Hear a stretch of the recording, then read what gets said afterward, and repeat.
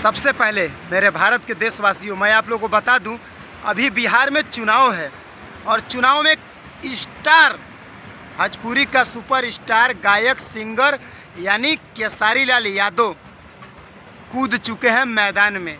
और ये आए हैं भैया लालू प्रसाद यादव का टीम को जिताने, यानी तेजस्वी भैया को मुख्यमंत्री बनाने के लिए। बताइए, बीजेपी के आगे सारा पार्टियों का हार है। बीजेपी ही एक ऐसा सरकार है जो जिता सकती है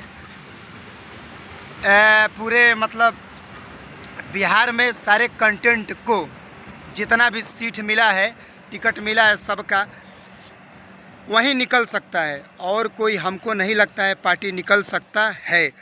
और केसारी लाल यादव कह रहे हैं बिहार को बदलाव देने की ज़रूरत है। भैया, आप इतने महान गायक हो के कहाँ नहीं दिखा है आपको कि बिहार नहीं बदला है? जरा बता दीजिए। सारे जनता को पता है कि बिहार बदल चुका है, आपको नहीं दिख रहा है कि बिहार नहीं बदला है? बिहार पूरी तरीक़ा से बदल चुका है।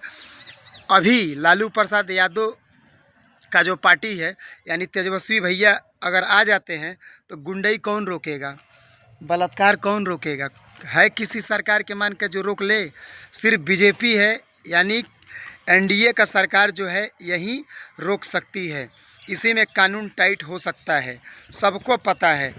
कोई लड़की को छू नहीं सकता, कहीं रात को जाए या दिन को जाए। और प्लान भी रुक सकता है। आप लोग कहते हैं प्लान नहीं रुकता है, बिहार से लोग भागते हैं। अरे भैया, अगर लालू प्रसाद यादव का सरकार होती ना, तेजस्वी का, तो प्लान नहीं रुकता, प्लान चालू रहता। अभी बिहार के सारे लोग गर्व महसूस करते हैं। नीतीश जी ऐसे ही नहीं है, आज 15 साल से राज कर रहे हैं बिहार पर।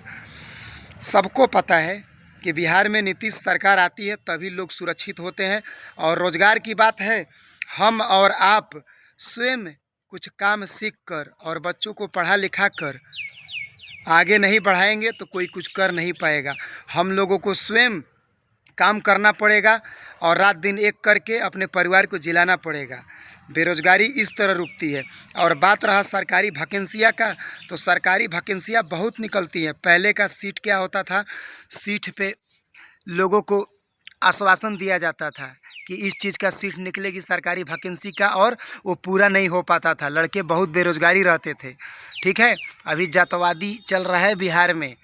जातवादी सबको पता है बिहार के लोगों को कि मतलब कोई मतलब समझ लीजिए बेरोज़गार नहीं है। अपने बच्चों को पढ़ाए लिखाए और भविष्य आगे की तरफ दिखाएगा।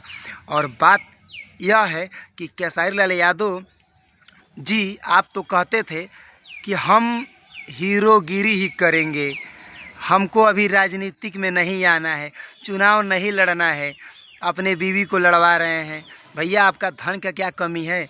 और आप स्वयं कूद गए चुनाव में और आप कह रहे हैं बिहार को बदलाव देना है। आपको नहीं दिख रहा है कि बिहार में बदलाव हुआ है कि नहीं? सिर्फ बीजेपी की सरकार है, यानी नरेंद्र मोदी जी की सरकार है जो पूरे देश में सुरक्षित रह सकता है। और मोदी जी बुजुर्गों को, बहनों को, माताओं को, सारे लोगों, गरीब लोगों के खाते में पैसा देते हैं। जो भी देते हैं, या राशन हो या कोई भी चीज़ हो, और कोई सरकार नहीं कर सकता है। और सरकार सिर्फ कहती है ये करेंगे। भैया, कहाँ से करोगे? सरकार चलाना आता है? पहले तो गुंडे ही नहीं रोक पाते हो। साला कोई बीच चौराहे पर किसी का गला काट देता है और पुलिस प्रशासन भी ताकते रह जाती है, कानून भी मजबूत नहीं होता है। तो आप यह भूल जाइए केसारी लाल यादव जी, आप चुनाव में कूदे हैं ना, आपकी बहुत बड़ी हार होने वाली है। मैं चैलेंज कर रहा हूँ, आपकी बहुत बड़ी हार होने वाली है। आप जो चुनाव में कूद गए हैं केसारी लाल यादव जी, अभी आपको गाना गाना चाहिए और लोगों के दिल पे राज करना चाहिए। चले हैं आप चुनाव जितवाने के लिए और सरकार बदलने के लिए। नरेंद्र मोदी जी का सरकार, जहाँ हिंदुवादी लोग ज़्यादा रहते हैं ना, वहाँ किसी का सरकार नहीं आ सकता है। बंगाल नहीं है कि मुसलमान का आबादी ज़्यादा है तो वहाँ चलिए बीजेपी नहीं जीतती है। और बीजेपी हर जगह ईमानदारी से चुनाव लड़ती है, कहीं गलत टिप्पणियाँ नहीं करती है। अगर बेईमानी करना होता ना तो बंगाल का चुनाव जीत जाता बीजेपी, ठीक है।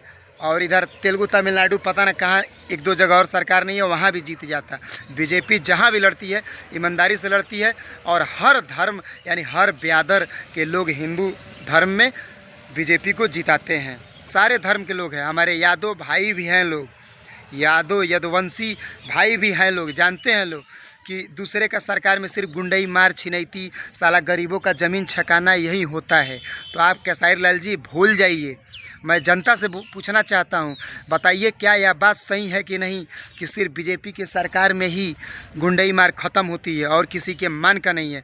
हम सुरक्षित तभी रहेंगे, देश में तभी हम रोज़गार कर पाएंगे जब हम अपने आप को सुरक्षा महसूस करेंगे। कोई हमारा ज़मीन पे कब्जा ना करे गरीब जान के, कोई गुंडई मार ना करे, किसी को रात को छिनैती न करे, किसी बहन बेटी को कहीं बलात्कार न करे।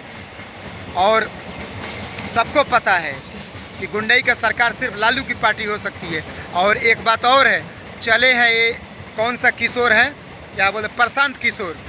अरे भैया आप डायलॉग जितना भी मार लो, आप चले हो न जाने कितना सीट बांट के चुनाव बाजी मारने। मुख्यमंत्री का सपना छोड़ दो, आपका सीट निकल जाए 10 ठो वहीं ज़्यादा है, ठीक है। जातवादी पे पंडित होके कूद रहे हैं। अभी मैं एक वीडियो देखा हूँ कि कोई हिंदू धर्म की एक महिला बेचारी टीका लगा रही है आपको, तो जस्ट टीका लगा रही है और जस्ट 2 कदम चल के टीका को मिटा दे रहे हैं। इतना शर्म, सोच रहे हैं कि मुसलमान भाई क्या सोचेंगे, वोट नहीं देंगे मुस्लिम भाई। अरे प्रशांत किशोर जी, राजनीतिक करना बंद करिए।